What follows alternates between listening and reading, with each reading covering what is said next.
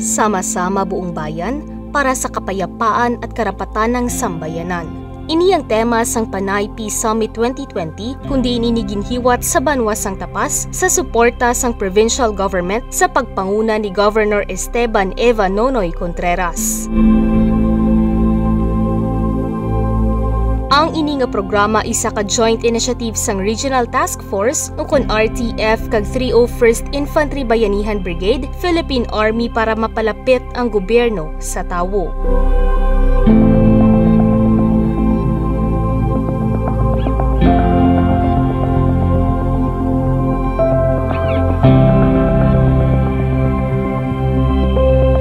Tatlo ka naglain-lain nga speaker kag mga former kadre ang nagpahayag sang ilang mga rason kung nga sila nagbalik sabak sa gobyerno. Lakip na diri sa mga speaker si Mr. Eric Almendras o kung mas kilala nga ka Eric. Ginpaabot niya ang iya pagsaludo kay Mayor Palomar kag Governor Contreras bangod nakit-an niya ang tampad nga liderato sang alkalde kag gobernador pagabot sa pagpatuman sang peace and order.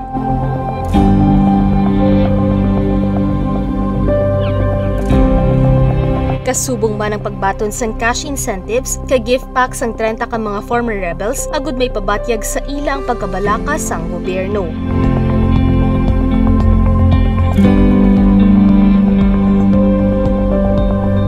Magluwas man sa ginhiwat nga formal nga pagsinapol, diri man nagperma ang mga former rebels kag ang kabugusan lakip na si Governor Contreras sa Wall of Commitment agud mapamatud-an nga ululupod ang tanan sa pagmaintenar sang kalinong hindi lang sa probinsya sang Capiz kundi man sa bugos nga Pilipinas. Ginpahayag man ni Governor Nonoy Contreras nga padayon siya nga magasuporta sa pareho sining aktibidad sang gobyerno para sa padayon nga kalinong sang probinsya. As your governor, no? Ito lang po ang mapapromise namin sa inyo.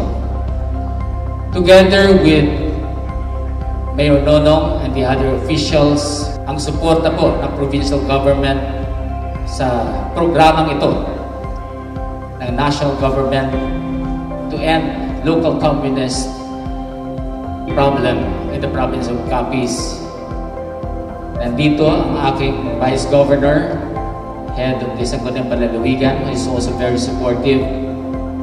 You can be assured na lahat ng program gagawin namin. Susuportahan natin to bring peace. Because we believe it's only through bringing peace and order in the province that we can really be progressive. To the people who made this event possible, madamo gid nga salamat sa inyo tanan. As what the famous Sun Tzu, a Chinese military strategist, once said, the greatest victory is that which requires no battle. Ang nagakabalakan ninyong gobernador sa probinsya sa Capiz, si Nonoy Contreras lang ang sa inyo.